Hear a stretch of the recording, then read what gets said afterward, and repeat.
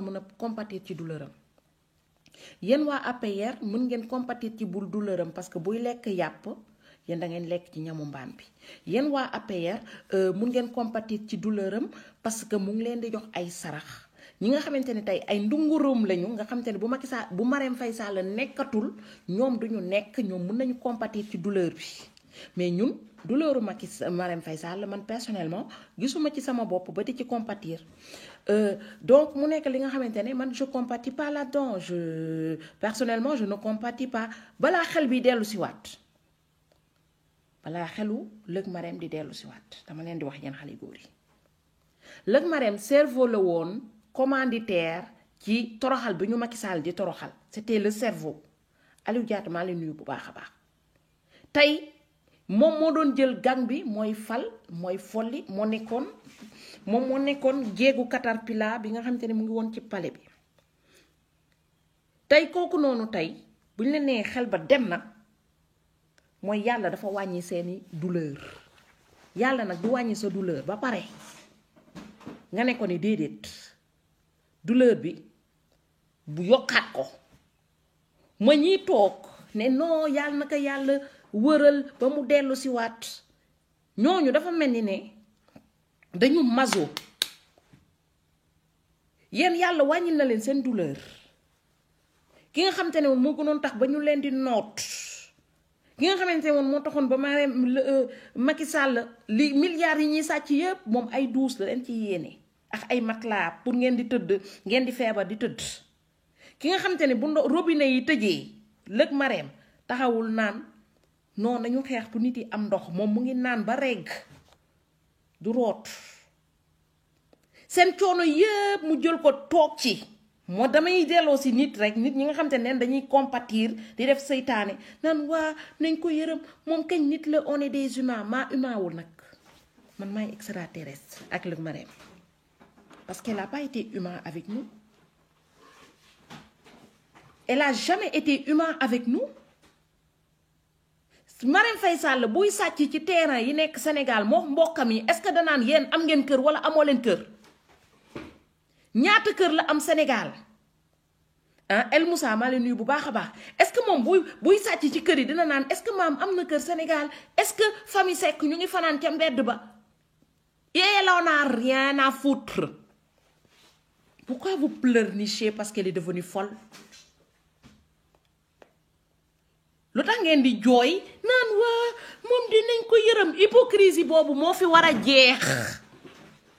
ñi ngeen di yërëmuñu leen man maa yërëmuma parce qu'ils pensent pas à nous seen doom yi ñu ngi dee ci océan bi est-ce que Marème Faye Sall yërëm na leen mu ngi continuer di leen sàcc bu demee ba yàlla jël xel bi yéen balaa xel bi di dellu siwaat da ngeen war a dem bule ji yàlla dafa wàññi dafa damet farine daf ko damet laaf bi la jël ne ko faax dagg ko mu nekk lëg Marème sànni ko fële farine dese benn loxo nga xam te ne boo ko defee nii mu daanu ngeen ne déedéet na yàlla indiwaat beneen loxo bi leen doon toroxal man loolu laa comprendre Sénégal ba léegi ñëpp naan ndeysaan naka yàlla yërëm mais na ko yàlla yërëm yéen yàlla wóoru leen yërëm yéen tamit yàlla daf leen yërëm ba jël xelu lëg Marème bi wàccal leen fi carcasse bi ngeen na dellu si waat xel bi pour mu leen di toroxal on est dans quel monde africain si boppam moo yërëmul boppam sénégalais si boppam moo yërëmul boppam mu ni boo leen ngàddee ngàdd ba ki leen di ngàdd sonn ba dee ñu ne yàlla ressuscité ko mu dellu si waat du ñu ngàtt man maa toog fajaru ndar kàmm ne yàlla merci beaucoup ba nga yóbboo xelu lëg Marème te bu mu dellu seeti garde ko foofu ndax xel boobu moo ñu doon toroxal ñun 15 millions d'habitants yi xel boobu lu mu ñu sàcc dafa bëri sénégalais yi sonn nañu xanaa sonnoo leen ci root bi xanaa sonnoo leen ci seen doom yi toog amuñu liggéey doomu Marème Faye Sall bi toog ci ay kër yu rafet yu baax xanaa sonnoo leen yéen doomam yaa ngi dawal ay auto luxe yoo xam te ne ci seen xaalis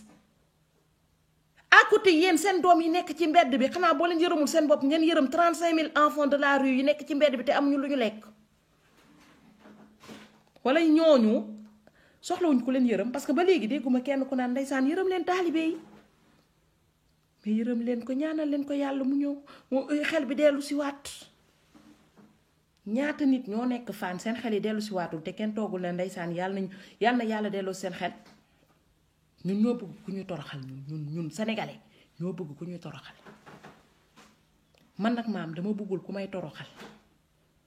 toroxal ba yàlla wàññi toroxang bi ba jël xel bi benn bi di teg ko fële ne ka toogal xaar dama naan merci beaucoup mon Dieu yéen borom bët bu rëy bi moo leen yërëm borom bët bu rëy bi mooy toog di yundu xool seen nakar ba jël xelu lëg Marème bi jël ko teg ko fële wàññi seen souffrance ngeen toog nag nar ko fee ñaanal ne yàlla na xel bi dellu si waat comme ça mu continuer duñu toroxal dellu si waat leen sur terre yàlla bu wàññee sa souffrance danga koy ne merci beaucoup doo ko ne delluwaatal ma sama souffrance tey lëg Marème baaxul ci kër baaxul ci àll Macky baaxul ci kër baaxul ci àll Daouda maa ngi nuyu bu baax a baax arrêtez de dire non yërëm leen ko def leen ko lii mais El Capo ba mu jëlee xeer bi dóor ko ci xale bu góor bi Jakarta bi ki doon wuti ji xorom ba mu dee est-ce que vous avez entendu lëg Marème compatir di nga compatir l'effet d'émotion l'effet de se dire protégeons le peuple mos ngeen gis lëg Marème ne protégeons le peuple lëg Marème day dem ci sëriñ ba nekk saraxeel matelas mu ñëw def sacrifice saraxe ay matelas pour gën a mën a tekki yéen ngeen des ci ndóol bi moom yërëmu leen de yéen ay sarax la leen di jox ay sacrifice lay def pour moom mu avancer ngeen naan ni mu baaxee lëg Marème bu feebaree xam ne dëkk bi amul hôpital doomam ba mu feebaree damay delloo si waat sénégalais yi rek doomu Macky Sall ba mu feebaree ba ñu yóbbu ko hôpital principal dañoo génnee ña fa nekk yëpp pour doom ja mën a faju est-ce que yërëm na ña fa nekkoon kaa ya fa nekkoon ñu doon génnee noonu est-ce que yërëm na leen yërëmu leen ah moom boppam sama bopp ma gënal bañ naa la léegi ñu tollu fii yéen lëg Marème feebar ngeen ne déedéet boppam moo leen gënal bañ naa la léegi bañ naa sama bopp def contraire bi di nga hypocrisie boobu am ci dëkk bi ngeen war a jël teg ko fële Marème est devenue folle ne leen merci beaucoup Seigneur wàññil nga ñu épine bi ndax saa bu ñu xëyee dañuy ñaan yàlla nañu yàlla wàññil épine bi souffrance bi yàlla na yàlla réduire souffrance bi famille ba nag man maa leen mën a wax la xew ca famille ba guerre la ñoom sax bëggante wuñu seen biir moo tax temps yi ngeen dégg ñu ne la Mansour Faye sàcc na terrain Adama Faye sàcc na terrain temps yi Mansour Faye sàcc na ceeb Daouda Faye sàcc na terrain parce que camp wu mbokku Macky Sall yi nga xam te ne bëgguñu woon lëg Marème tey ñoo nekk di diffuser ay nouvelles parce que xam nañ lëg Marème amatul force pour daanal famille ba nële soxna maa leen nuyu bu baax a baax pour daanal famille Marème Faye Sall tey nag qui perd sa place qui va à la chasse perd sa place xel ba dem na farine du fi toog di pëccali ba ton yaay ja xam na ne tey jàppatul ci dara parce que benn nit moo leen lié woon ak farine mu nekk lëg Marème xel bi dem na xam nañ ne tôt ou tard bu fekkee ne xel bi dellu si waatul farine da koy bule day ñëw teg feneen day ñëw remplacer ko vite fait yaay jaa ngi commencé di denc bijoux yi di def lépp di nëbb di téyal doomam la mu ca mën a roñ rek mu roñ parce que xam na amatuñu place léegi nag yéen balaa beneen jeeg di ñëw di installé wu ci palais bi yéen da ngeen war a dem bule ji farine parce que yàlla wàññi na loxoom kañ ngeen ko war a bule mu nekk le 23 boo leen génnee seen aajo faju am ngeen 1001 alibi pour ngeen génn ca mbedd ba dem bule ji farine littoral bi gis ngeen na mu yàqoo dëkk bi dara jagul ñaata nit ñoo nekk Sénégal amuñu kër tey ñu jël ay hectares jox Youssou Ndour jël ay hectares jox kii jox ma Demba jox ma Paate yéen ñi amul kër Sénégal am leen fulla mardi da ngeen war a am fulla parce que Sénégal ngeen bokk ngeen dem bu leen ndeyu Macky Sall ku ci toog këram parce que yéen ña toog seen kër yëpp amoo leen loo leen lekk amoo leen loo leen naan amoo leen loo leen fay loyer yi da ngeen am ndono Sénégal mardi da ngeen war a am fulla dem à l'attaque képp ko amul kër Sénégal mardi c'est le moment ngeen dem à l'attaque dem bu leen ndeyu Macky Sall man dama mën a jàkkaarloo yéen fajar wax leen sama 4 vérité ku toog këram dafa ñàkk fayda mardi ku toog këram te amul lu mu lekk amul lu mu naan amul kër amul lu mu fay loyer dafa ñàkk fayda mardi lay xool ndax Sénégal am na góor am na nit wala amul nit parce que yabel bi day bëgg a ëpp yéen ñu ngi mayante seen biir ay hectares yéen ngeen toog fi amul leen fay loyer ñu di ko pàccoo benn par benn ñenn ñi dañuy raataatu yore ay oto bi dem ba xant ngay jël ay fil de fer pour moteur bi mën a démarrer léegi nag ñu ne la mardi manifestation am na nga ne non damay toog sama kër man bokkuma ci dëkk bi yéen ñi toog seen kër Macky Sall mayu leen ay hectares ñi toog seen kër mardi ku toog sa kër ma xam ne doo gor ku toog sa kër te nekk kërul luyaas te génnoo mardi dem manifester ma xam ne doo gor ñëpp ñu nekk loyer ñiy fay loyer Sénégal mardi da ngeen war a génn ci mbedd bi dem bule ndayu Macky Sall wala mu jox leen ku ci nekk 150 mètres carrés ci Sénégal ngeen am kër ku am fulla mardi na génn mardi la xewee le 23 juin képp ku am fulla Sénégal na nga dem attaquer Macky Sall laaj ko sa xam nga ñëpp dañ naan non nañ dem laaj suñu léegi ku nekk dafa war a am nono la dañu jël dëkk bi paccoo ko comme paccoo la da ngeen bokk ci paccoo bi mardi na ñëpp génn képp ku nekk loyer ku amul lu muy fay loyer këram na dem ndono la ndono Youssou Ndour 200 mètres 200 hectares lañ ko jox moom jël na ndonoom ba pare mardi kuy dem di dem manifester ndonoom lay dem laaj da ngeen bokk Sénégal pétrole bi Aliou première communion am na ci 6 000 milliards yéen da ngeen jël seen ndono mardi seen ndono ngeen dem di jëli ji ku ñàkk fayda ne non buñ ma demee damay tiire kuy jëli ji sa ndono bu xoolal ndono boo koy jëli ji amul sax dara da ngeen koy dem arraché mardi la xewee man ñenn li ñuy wax yëpp non kuy fay loyer mardi toog këram ne du ma dem révolutionner ma xam ne yaa gën a ñàkk fayda kuy ñàkk fayda dem ne laaj seen ndono Youssou Ndour da leen ëppal ci dëkk bi wax ma leen ngeen laaj 2200 hectares mais 150 mètres carrés boo xam te ne da ngeen ci mën def sax sàkket dëkk ci ba dootoo leen fayati loyer mais mardi ku toog këram ma xam ne doo gor ku toog këram te nga xam te ne da ngay fay loyer ñaata nit képp kuy fay loyer Sénégal laa wax mardi dafa war a génn dem manifester bu manifester wul dafa ñàkk fayda dafa am lu ñu war a xeexa man maa yërëmul lëg Marème na dof je m'en fous yàlla na tëye xel ba foofu je m'en fous ba yeboo ñu ne maam amul xol j'ai pas de cœur pour des gens qui se sont enrichis sur le dos des pauvres maa ko yërëmul ñeneen noonu man maa ko yërëmul Ousmane Ba nee nga nañu ko yërëm ndax jigéen la maa ko yërëmul parce que yërëmul jigéen yi nekk ci dëkk bi jigéen yi yenn bés bu nekk dem wuti ji ndox Marème Faye Sall da leen yërëm non elle a pas pitié de pourquoi on va avoir pitié d'elle maa ko yërëmul ñeneen ñi nag ku yërëm sa bopp mardi da nga war a génn ca manifestation dem manifester mardi yërëm sa bopp la maam Ngor Diazaka na ne non dañuy taal dëkk bi xoolal wax ma ngeen taal ndayu dëkk bi de non da ngeen dem taxaw ci buntu palais bi ne Macky Sall ni nga def ba jox 200 hectares Youssou Ndour ñun dañuy ñëw jël si suñu 200 hectares Youssou Ndour ëppal leen ci dëkk bi ña fa nekk yëpp ëppale wuñ leen ci dëkk bi Youssou Ndour am na kër ba am ay kër am na lu mu jëndee kër ñu mën a yëkkati 200 hectares ne ko am yéen ñi amul kër loo leen jëndee kër amoo loolu la lay fay loyer mardi la xewe lëg Marème na dof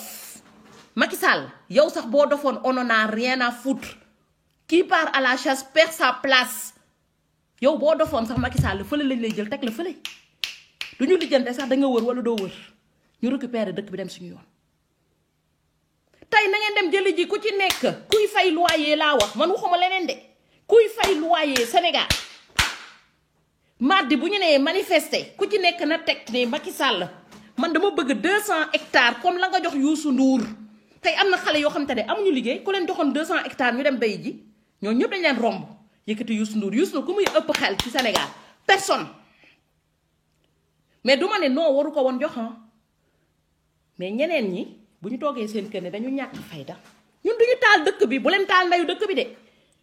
toog leen ñu leen di génnee ngeen toog ba am fa loolu leen fayee luwaay ñu leen di génnee seen kër ngeen di fanaan ci mbedd bi wala ñu jékki-jékki nga moom sa kër ba pare ñu ñëw nangu ko parce que ñoom ñoo am xaalis nga retrouvé wu dans la rue nangu nañu ba nangu kër koo xam te ne handicapé la loolu yëpp ngeen koy gis mu yëkkati ay 200 hectares di ko jox koo xam te ne handicapé wul am na ay kër mënal na boppam yéen ñu mënalul seen bopp vendredi seen mardi prochain le 23 seen bés la yabel bi day bëgg a ëpp yabel bi dafay bëgg a ëpp torop moo tax ñu dem indi naan waa am na ku saaga sëriñu alpulaar yi ñun dañuy fayeeku dañuy def nii di nga balaa ngay mën a dem xeexali ji sëriñu alpulaar bi da ngay lekk ba suur am foo tëdd nelaw ba sa cerveau normal nga mën a dem attaque mais koo xam te ne amoo loo lekk sonn nga yor ngay doom war leen dundal ñoo xam ne seen doom yi dañuy jàng bourse bi demeewul noonu doomu Macky Sall dama leen xam le ne école yi tëj na instant bi moom am na ordinateur yéen seen doom yi amuñu ordinateur seen doom yi connexion bi da ngeen koy dëbb daaxee seen doom yi da ngeen leen bëgg dama bëgg mardi ngeen won seen doom yi ne ñoom tamit ci dëkk bi lañ bokk et que demain seen doom yooyu noonu dañu war a dund xappi fi doomu Macky Sall bi mu ne jël suñu patrimoine yëpp jënd ci ay oto yu baax di ko dawal yéen seen ñi am doom Sénégal ñoo war a jóg tamit xeexal seen doom yi parce que 23 juin ba mu xëyee woon 2012 Macky Sall s'est battu pour que ses enfants aient une belle vie da ko jaraloon mu ne day dem bule ji Wade dañ ko doon fàttaliku le 23 juin mu ne day dem bule ji Wade bule na ko tey doomam yi ñu ngi dawal oto yi neex ñuy dëkk ci kër yu baax il s'est battu pour ça et vous ne voulez pas vous battre pour que seen doom yi mën a dëkk ci kër yu baax di dund bu neex yàlla tegu fi kenn la mu mënut yàlla bañu leen yàlla ba mu leen wane ne Macky Sall yëkkati na 200 hectares may ko Youssou Ndour yàlla ba mu yëkkatee wan leen ne ma Adama Faye mu ngi paccoo yàlla bañu leen ah non seen terrain yi seen doom yi war a foowee sax foo sax ñu ngi koy tere xale léegi terrain de jeu yi sax ñu dem di ko jël di ci tabax seeni kër di ci tabax seeni immeuble di ko louer yenn ci ñàkk fayda la bokk moo tax le 23 juin ku am fulla am fayda demal wuti ji sa ndono fekk ji Macky Sall ca palais ba ku ci ñàkk fayda nag ne man déedéet man de du ma wuti ji sama ndono man damay toog fii jaay sama taabalu gerte ndaxte ba yàlla ñëw na de ndax si dëkk bi ngeen bokk yàlla xam nga kañ la ñëw yàlla ba mu neyee ne président de la république day mu ngi mayee ay hectares fa la yàlla ñëwee yàlla ñëw na dem leen à l'attaque dem bule Macky Sall di ngeen am jàmm dem leen à l'attaque ngeen bule ji politiciens yi fi nekk séquestrer seen économie di fay seen bopp ay millions wàcc leen ci dëkk bu tilim dem leen bule leen rek di ngeen am jàmm yàlla ñëw na parce que ba mu ubbee seen bët yi teg leen internet won loo leen lan mooy àdduna ne leen nii la ñuy dundee boobu la yàlla ñëwee yàlla bu fekkonte ne wanu leen internet wanu leen dara xamoo leen ci dara ngeen naan dëkk bi dara xew fi mais yàlla indil na leen lépp ne leen lépp a ngi nii sur la table président de la république day maye ay hectares terrain ay nit yéen ngeen nekk fi di fay ay loyer littoral bi maye na ba maye lépp ñu koy pàccoo yàlla ñëw na yàlla damat leen ki gënoon soxor ci palais bi mu nekk Lëg Mareem nga xam te ne lu ñu naan dëmm rey la jaale la mooy Lëg Mareem di nga Lëg Mareem da leen di dóor leen ba muy metti mu ñëw nag ndeysaan indi leen matelas indi leen corbillard indi leen linceul pour ñu enterrer leen kooku nga xam te ne dee la leen yéene woon ba ñu yëkkati ay cercueil ne leen am ki la yéene woon dee yàlla ñëw jël xel bi ne ko ne yow sa morom kenn du ko yéene dee ñenn ñi ne dañuy ñaan yàlla pour xel bi dellu si waat man maa ñaanul yàlla pour xel bi dellu si waat na fa des xel ba na fa des yàlla bi ñu tiim wàññi suñu épine man maa toog sukkal yàlla ne xel ba na fa des parce qu'elle a fait souffrir 15 millions d'habitants Marème Faye Sall ñi bëgguñu kenn yéen baadoolo yi nekk Sénégal yëpp ku ci dee Macky Sall faalewu la seen dëj il en a rien à foutre man maa compatirul bokk muy leer maa compatirul dañu koy ndëppal rab ya war a ñëw génnee ndëpp bi rab yooyu yàlla na leen yàlla téye jinne yi ka nar a yëkkati yàlla na leen yàlla téye parce que dañu bëgg a xappi comme ni Marème Faye Sall xappee ci àdduna les autres en ont droit pourquoi vous vous privez de ça ne yàlla naka yàlla ji nga nag moo xam ne leen dof bu wëree ba ngeen dugalaat ko ci palais bi muy gën a soxor Marème Faye Sall bi ngeen naan waaye yàlla na ko yàlla yëkkati bu génnee ci lii yéen da ngeen xamul da ngeen mosta dëkk dof bu soxor ji nga dof bu soxor moo garaaw parce que bu xel bi dellu si waatee danaan lii ma dal nii ñii ñoo ma ko teg damay gën a soxor te ngeen di ñaan yàlla na jóg ñenn ñu seytaane ñi waaye yàlla na ji nga Macky Sall Lëg Mareem bu fi jógaatee ba ñëwaat fi mooy seen toroxànge dof bu soxor bu wëree moo gën a soxor nit extraterrestre lay doon monstre lay doon tey ñun dañu nekk nee na kenn du laal saltige ne ngeen nañu compatir Guy Marius Sagna c'est un enfant de qui? C'est un enfant du Sénégal laal gris palais rek ñu ne ràpp tëj ko ci kaso bi Karim Xrum Xax dama bëgg a dem julli rek ñu ne ko ràpp tëj ko ci kaso bi Assane Diouf ñun ñoo hypocrite ñun Sénégal ñun rek a hypocrite ñoo kaas xorom keroog 4000 personnes partagé nañu live seetaan nañu live fu Assane bi en direct ils sont aussi 4000 personnes jël nañu Assane ne ko ràpp tëj ko ci kaso bi frère Macky Sall fekk na oto jàmbur bu gaare ci mbedd bi mu dem toj oto bi mu jiwul fenn parce que frère Macky Sall la tey lu leen neex la ñuy def ci dëkk bi personne ne dit rien nekko leen ay esclaves l'esclavage a été aboli depuis longtemps yi ngeen di nëbb di ko nëppal moo bëri saltige ba ñu sëriñu Marème Faye Sall bi nekk Fatick te mu gaañu fi y a 1 an et demi presque avant élection yi Marème Faye Sall dafa demoon seeti ji saltige bi le lendemain mu gaañu et elle en a jamais parlé jamais xanaa nit bu lay seetal di la ñaanal ba nga dem ci këram mu gaañu mu dee ñu fekk ko ci anam bu jéggi dayoo mu deewee ka xanaa kañ war nga taxaw publiquement ne massa parce que am na foo leen jaar non ngeen da ngeen di compatir fàllu ba mu gaañoo ñu naan waa moom de buy def ci suuf la kay def dëmm dalay rey jaale la moo tax dëmm buy dem di jaale ji timis lay jaale ji dëmm amul kenn kur dëmm rey te jaale siw ko moo tax timis lañuy jaale ji ñu naan waa moom de ci suuf lay def parce que dëmm day màtt di ëf da lay rey jaale la ci suuf lay def ñu naan waa moom de dafa bëri sutura bëriwul sutura de dëmm moo lay rey jaale la dëmm bëri sutura dëmm dafa bëri sutura dam leen xool man loolu dama ko doon dégg ci maam yi bu nit gaañoo ci koñ bi ñu gis yenn maire yu gën a saytaane timis la ñuy ñëw jaale si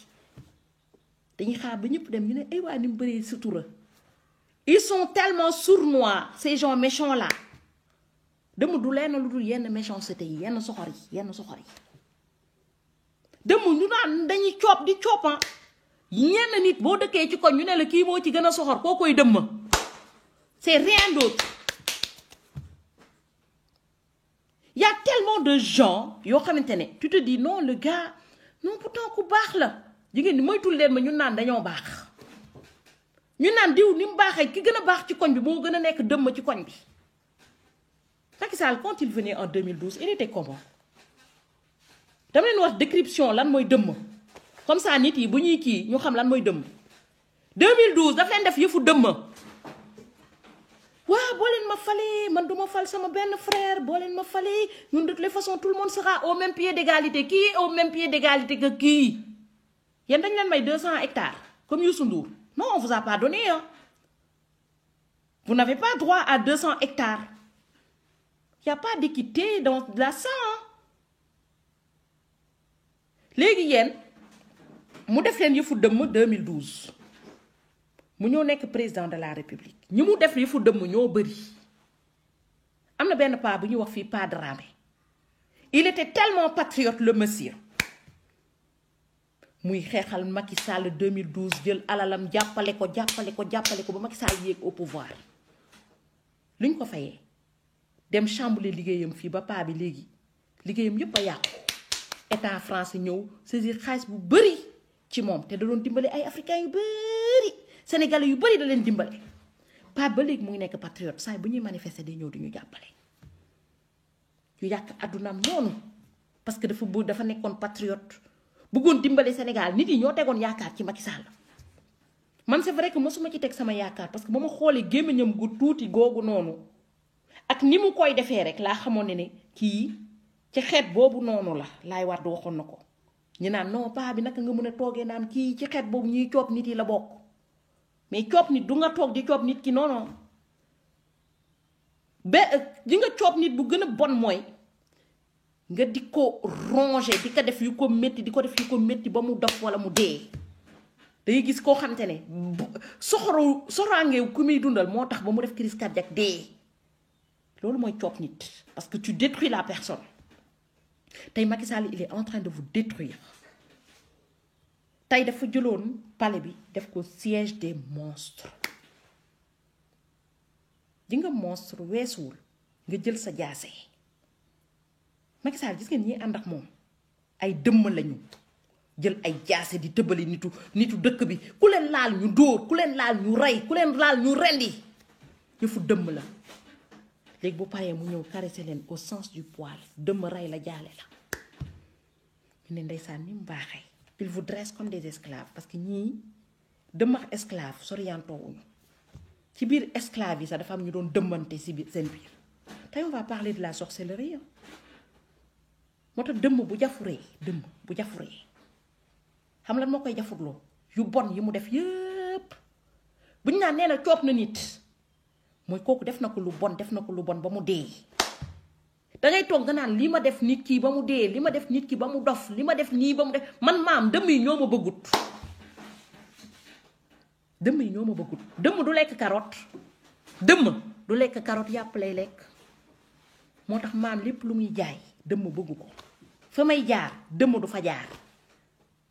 dëmm yi bu ñu ma xoolee dañuy haine ils ont la rage ils se disent comment cette personne peut vivre parce que joie bi may dégager ku rafet xol joie bi muy def dégager ça dérange le sorcier balaa muy kontaan mooy nit yi nekk dans le malheur loolu mooy dëmm tey Macky Sall balaa muy fantasmer 15 millions sénégalais toog bay wuti ji ndox yendu ñii di balee ñii di torox mu génn ci mbedd bi gis taalibe yi ci mbedd bi Mais un président qui n'est pas gêné de voir autant de misère autour de lui, vous pouvez dire qu'il est normal, il est mauvais. Macky Sall dafa bon. Macky Sall dafa bon. Tay, je vais parler d'une chose. C'est vrai que je ne peux pas le défendre. Parce que je me bats contre la corruption. Mon nek Lamine Diack. Mais je ne peux pas non plus le blâmer au fait. Parce que je me dis, man fi ma tollu ni tay Sénégal li ma jaral. Bu jaroon ma dem wuti ji xaalis sàcc pour libérer 15 millions d'habitants. Est-ce que je suis capable de le faire? Je suis capable de le faire. Tellement que je suis en rage quand je vois la misère qui sonne partout au Sénégal. Misère, donc, moi, je ne dirais pas un combat panafricain, au fait. Mais je dirais un combat humain. Moi, je ne mène pas un combat panafricain. Je ne peux pas être raciste parce que je suis métis. Parce que je ne peux pas être raciste. Parce que qui me dit raciste.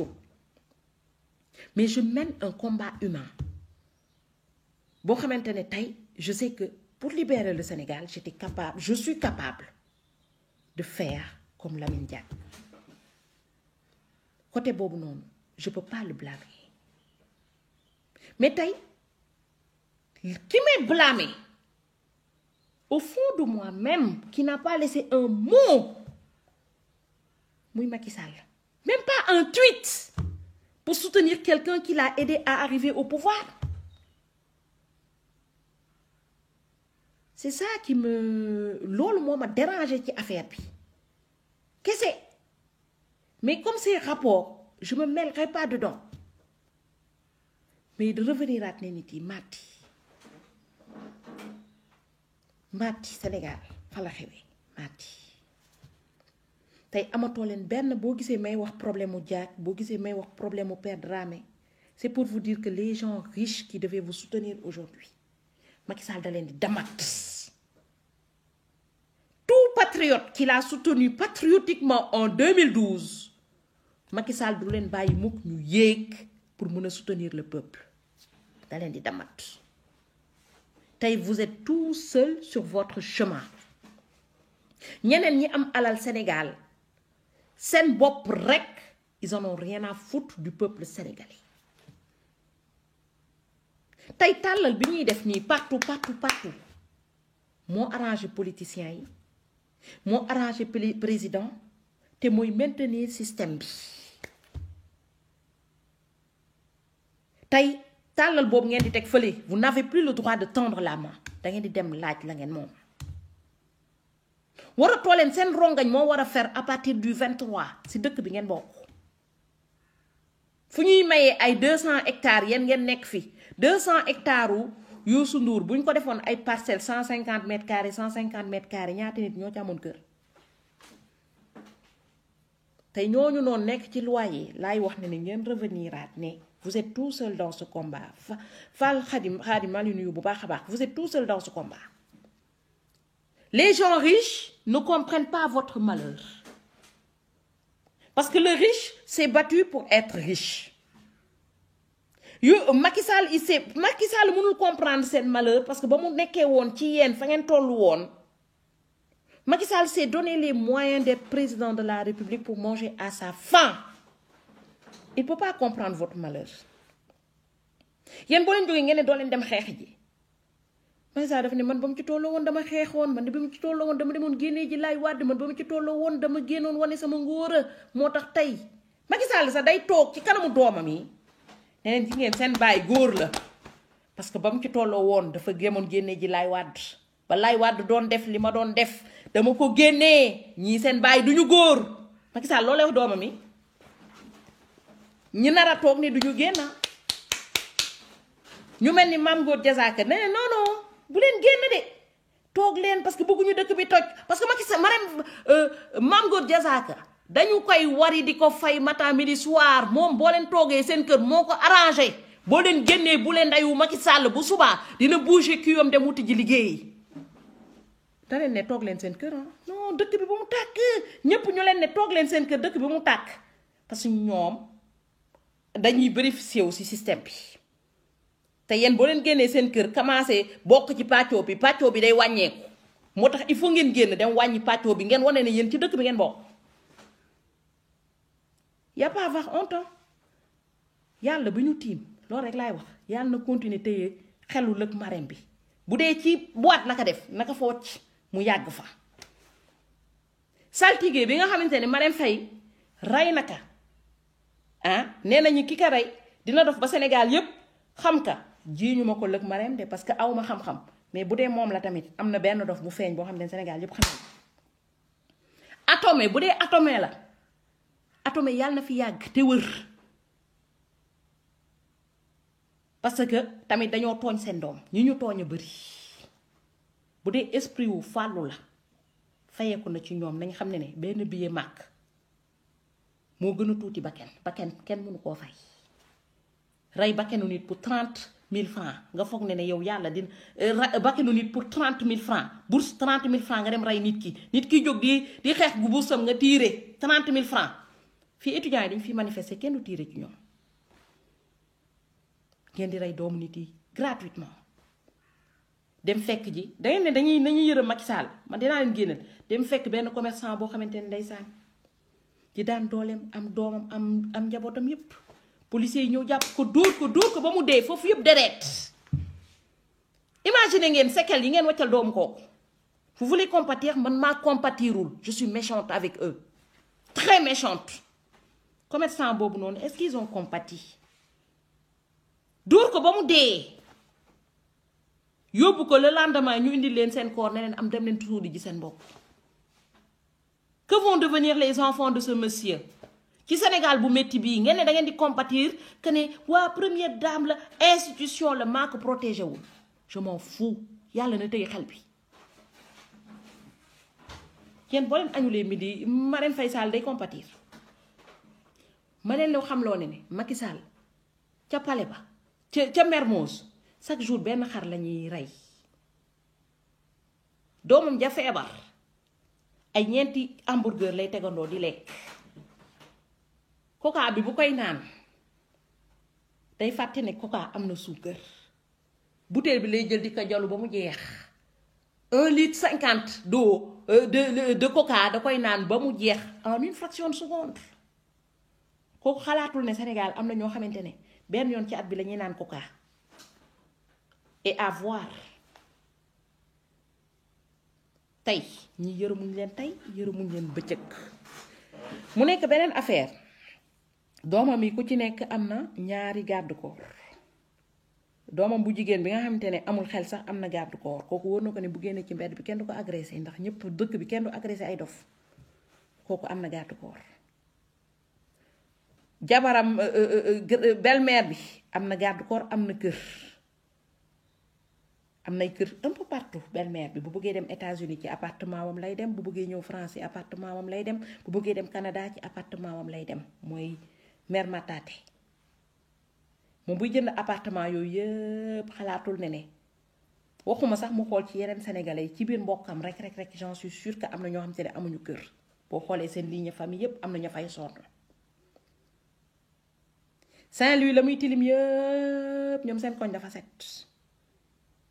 parce que l'argent du contribuable moo koy bale moom ñoom ils en ont rien à foutre dama leen décrire rek famille bi ngeen ne da ngeen leen di yërëm faalewuñu leen tey faalewuñu leen suba bëgguñu leen tey bëgguñu leen suba famille bi ngeen di yërëm dafa nekk famille Macky Sall ak Marème Faye Sall ku ci nekk di sàcc la mu mën dañ koy diirante sax ku dàq sàcc ku gën a mën a sàcc moom yooyu la ñuy diirante sëru Macky Sall bi nekk fii c'est pas parce que Macky Sall président de la République la rek dafa war a am kër France moom jënd nañ ko fi kër wax ñu la Sénégal de jënd nañ ko fii kër France ñoom ils sont pas en location au fait ñoom xamuñu lan mooy location ñoom xamatuñu lan mooy ngeer ñoom pour ñoom yegg nañu soxlaatuñu yàlla léegi ñoom nee nañ leen ñoom war nañ leen carrément ñun soxlaatuñu yàlla on est tellement riche qu'on n'a plus besoin du bon Dieu yàlla ñëw ne leen ne man maa ngi fii fa ma nekkoon maa fi nekk maa la mun a jox feebar boo xamante ne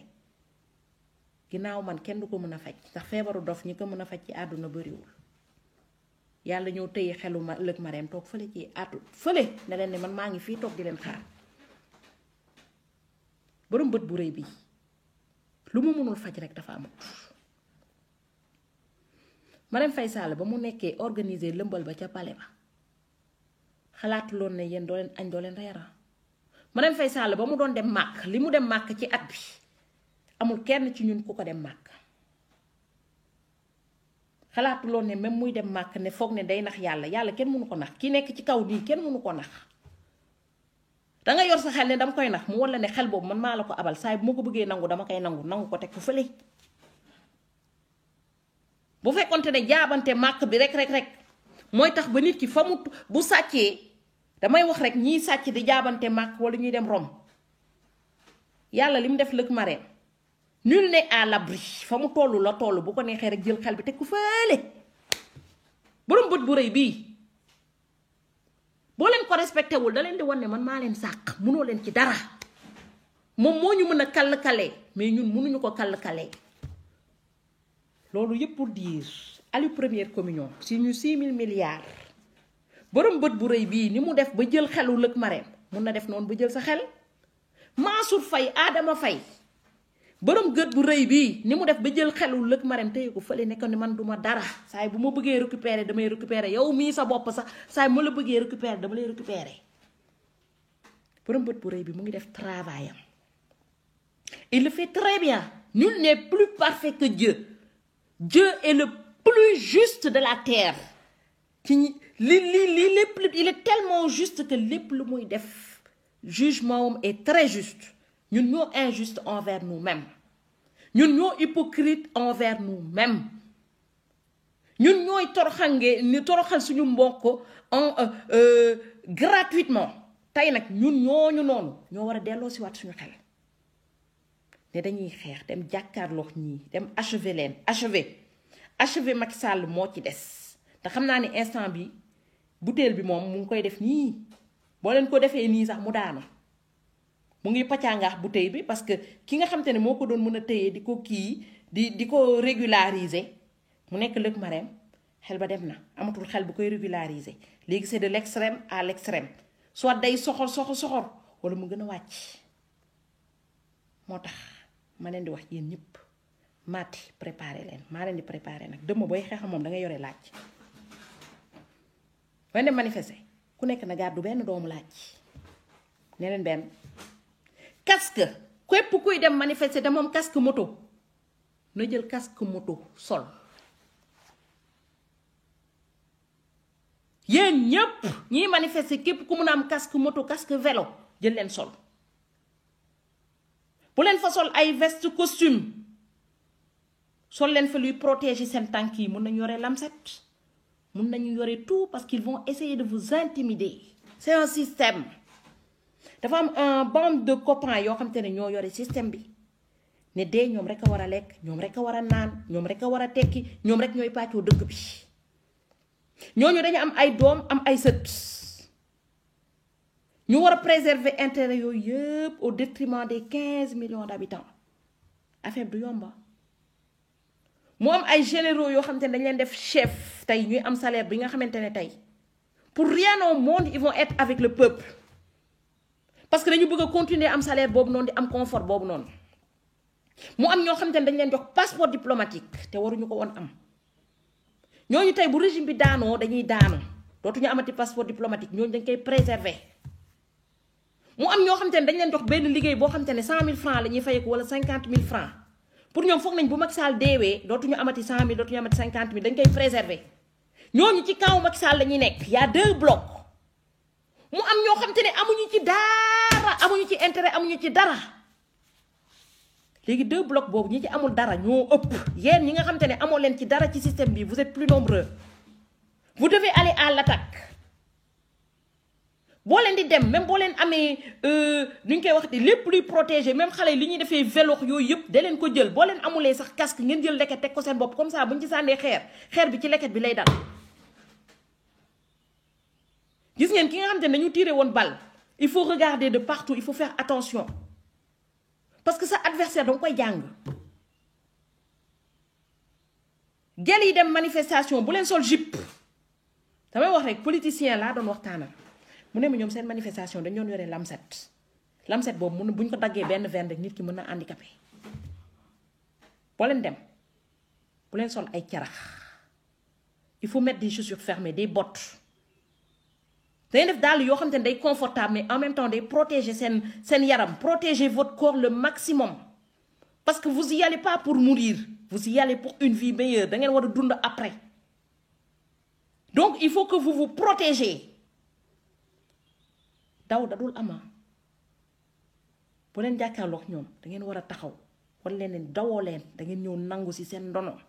que ne ci dëkk bi ngeen bokk parce que vous êtes les oubliés de la société yéen dañ leen fàtte yéen pour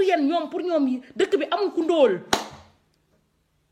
ñoom bu ñuy jënd yàpp dañuy jënd lépp pour ñoom ñeneen ñi duñu ay nit ay mala lañ bu ñu lekkulee c'est pas très grave. gisu leen Macky Sall ni mu leen bañee dama leen wax rek ni mu leen bañee bu leen xoolee rek xol bi day sens parce qu'il compte pas finir sa vie avec vous. Macky Sall bu paree day jël avion am dem toog fële Macky Sall bëggu leen. Avenir am c'est pas le Sénégal qui l'intéresse à l'avenir il sera pas chez vous moom day yàq seen dëkk ba pare mu dem yéen a bokk ci dëkk bi. may wax chef religieux yi parce que je vais parler avec tout le monde. Vous mangez à votre faim. am ngeen oto foo leen bëgg a jëm dem fa am ngeen droit avoir un passeport diplomatique parce que li ngeen nekk may ne leen ko mais laissez au moins le reste du peuple ñu dem laaj ji lañu moom pour que ñu mën a dund au moins dignement. waa dëkk bi bu ñu toogee amuñu lu ñu lekk bandi yi dañuy gën a bëri nit yi bu ñu demee ba manqué yenn vitamines yi dañuy jóg di rayante seen biir. Laissez les gens aller se battre pour ñu jël lu ñu moom sinon bu yàggee da ngeen di doon ay chef religieux wu mala parce que nit bu demee ba lekkatul à sa faim il peut tuer il peut agresser. tey boo leen gisee nit yi di dee bêtement Sénégal nga gis ñu ne la diw ren dinañ ko gis nañu tànku diw fii gis nañu bopp diw fii parce que les gens ils mangent plus à leur faim. yenn vitamines yi bu la manqué bee doo ànd ak sa xel moo tax tubaab yi ñu def ne seen dëkk lekk du fi manqué ñoom xam nañu loolu. wacc leen nit yi xeex taximan yi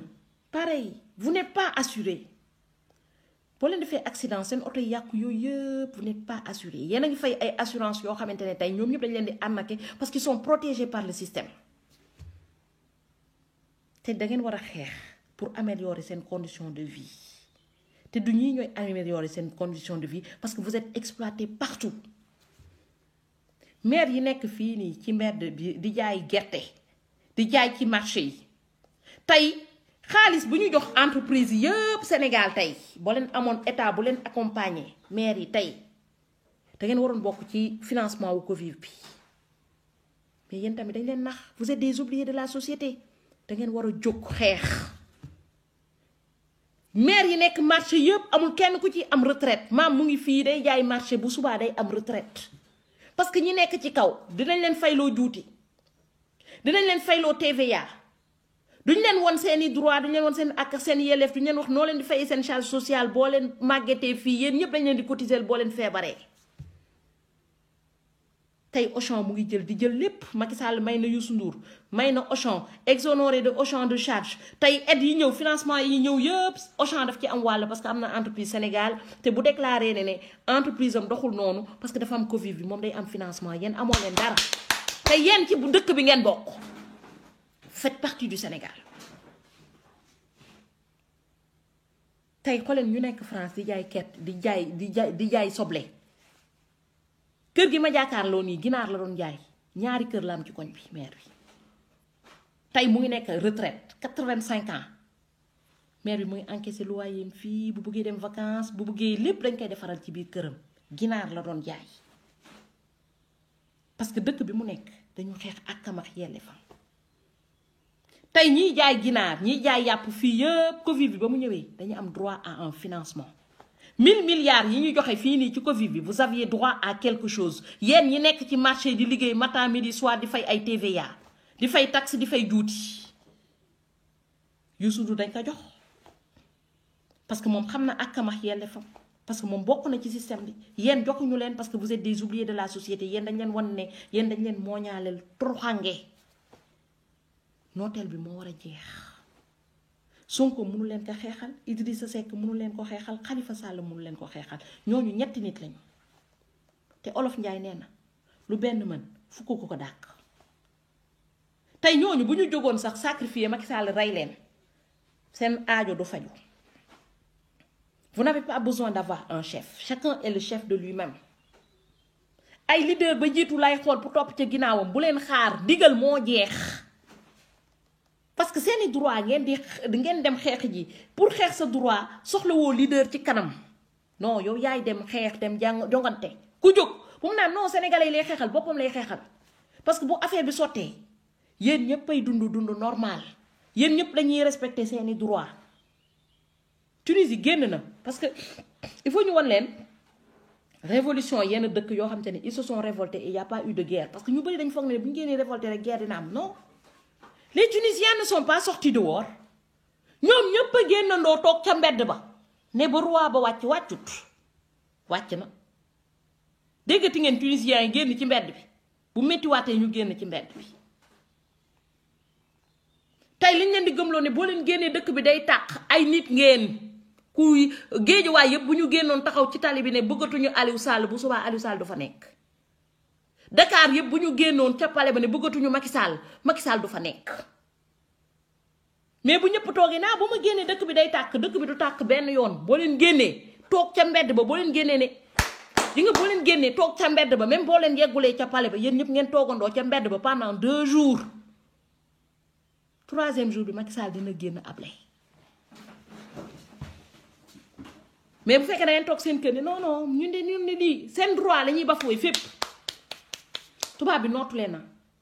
tubaab dafa xam ne xamoo leen seen àq ak seen yelleef mu gis ku con ku mel ni Macky Sall di leen exploiter te vous n'êtes pas capable de riposter moom mu tollu fële ne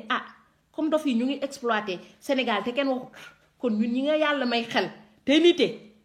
te xam suñuy droit pourquoi pas nous loolu rek bu leen kenn nax Macky Sall nag instant bi jeeg 5G la Diriyanke 5G la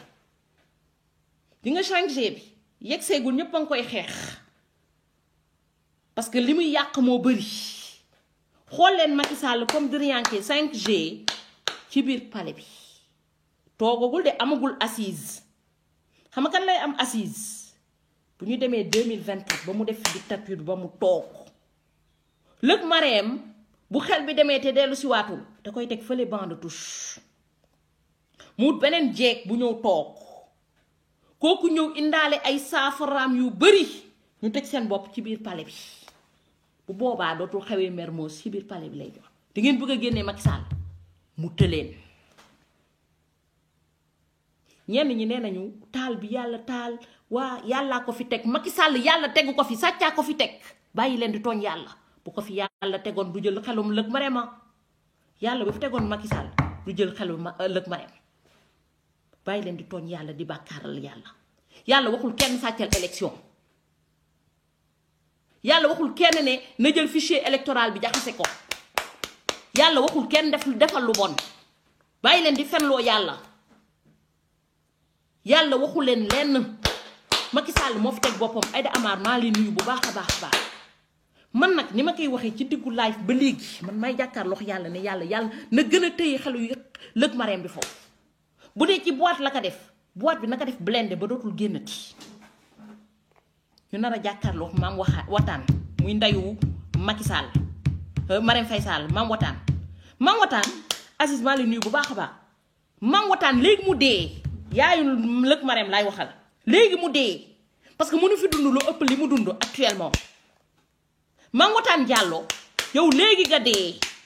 li ngay sàcc yëpp da ngay dee wàccu ko fi parce que léegi nga dee tu es trop vieille xam naa ne di nga gudd fàtte mais yow mënoo fi dund lu ëpp la nga dund parce que lu mu dee Mame Watane matal na 75 ans yaayu Lëg Marème matal na 75 ans j'en suis sûre que matal na 75 ans Mame Watane parce que gis naa ngi yónni ay infiltré ñuy affiché ne Mame Watane dafa def fiançailles Mame Watane fiançailles xelu Lëg Marème bi dem lay nëbb moo tax muy yónnee naan waa dama fiançailles bu dee sa petit copain bi da nga naroon fiançailles sax dina ko xam naa ne instant bi du def fiançailles parce que Sénégal amul kenn kuy def fiançailles c'est sa doom dof ngay fiançailles dañ naan xanaa kii dofu doom bi yittelu ko Mame Watane fiançailles ndayu Macky Lëg Marème Mame Watane fiançailles tey fiançailles suba Mame Watane dañu def fake news boobu noonu pour ñu génnee suñu xel que ne Lëg Marème xel ba daa dem tey nag di ngeen ñëw naan non xel ba demut benn maa leen nuyu bu baax a baax xel ba demut de toutes les façons fake news la génneel leen ñu Lëg Marème bu fekkee xel ba demut Lëg Marème bu fekkee ne xel ba demut génneel leen ñu ko direct waxuma la ay photo de ngeen génne ay photo 1900 yooyu teg ko ci table dañu bëgg ngeen génneel ñu Lëg Marème tegal ñu ko direct fii ci kaw table bi ñu jàkkaarloo Lëg Marème tey may wax sama mbokk alpulaar yi dégg naa am na ku saaga seen sëriñ ki nga Macky Sall moo gën a fiir ba ñimba kii rambaaj seen ethnie seen race boobu noonu jógewul kenn lu dul kaleen jiite tey bu ñu leen saagaa kaleen jiite moo tax ñu saaga leen tey bu ñu xasee alpulaar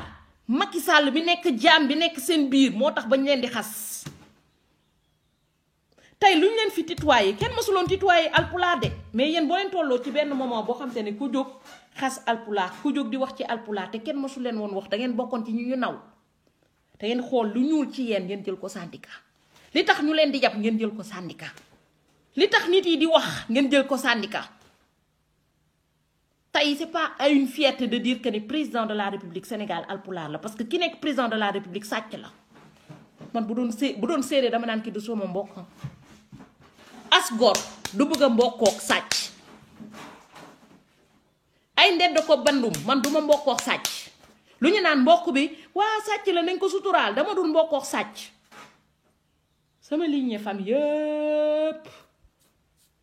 mbokkook sàcc laa ko sekkul boo ma nee sàcc bi sama mbokk la sax fa muy jaar duma fa jaar mais pourquoi ngeen di protéger seen sàcc boobu noonu ba tax ñu leen di yàpp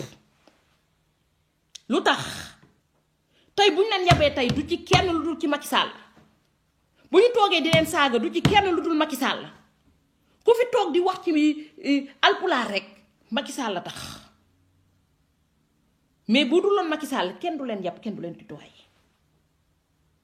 tey Macky Sall bu fi toogoon anam boo xam te ne respecté woon na nit yi respecté woon na askan bi joxoon na leen seen gëdd tey kenn du toog di wax ci alpulaar ana Penda Ba a insulté des olof tey Penda Ba saagawul ay olof Macky Sall est-ce que ubbi na gémmiñam jamais dañ ko jox passeport diplomatique léegi yéen mun ngeen jóg ñu ne non dañu saaga suñu sëriñ léegi dañuy jóg mais ki saaga toute une race toute une ethnie olof yamu saaga ñooñu am nañu seen wàlliw boobu sax dakaa saaga mais est-ce que vous vous êtes levé pour vous défendre les autres non di ngeen ni diw dafa salté diw dafa def ñii diw dafa ñaaw ñun alpulaar lañu on est digne mais yéenay faral koo xam te ne il n'est pas digne yéenay couvrir koo xam te ne il n'est pas digne looloo tax nit yi di leen tiiñat looloo tax nit yi di wax alpulaar looloo tax nit yi di wax alpulaar mais boo leen dellu si waatee seen xel nit yi dañuy sëy wax ay alpulaar nit yi dañuy am xew di invité ay alpulaar nit yi dañuy waxante ak alpulaar yi dañuy demalante Jean maa lay nuyu bu baax a baax Ahmati dañuy demalante di dugalante liy ñuul ci yéen moo nekk Lëg Marème parce que Lëg Marème maire Watane bi ko jur mu nekk maire Diallo boobu noonu alpulaar la liy ñuul ci yéen moo nekk Macky Sall bi nga xam te ne moo nekk ci palais bi di def lu bon ngeen koy couvrir loolooy ñuul ci yéen yàlla bés bu nekk mu won leen boppam tey c'est pas une race qu'on doit protéger c'est la dignité humaine qu'on doit protéger parce que beneen président bu fi nekkoon tamit di def alpulaar yi